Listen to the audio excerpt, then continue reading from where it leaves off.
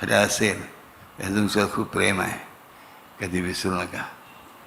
आणि म्हणून कधीही कुठेही चुकलं तरी चालेल, त्याच्यावर प्रेम करण्यात कधीही चुकू नका. हरिओम श्रीराम अंबादेव. लव यू.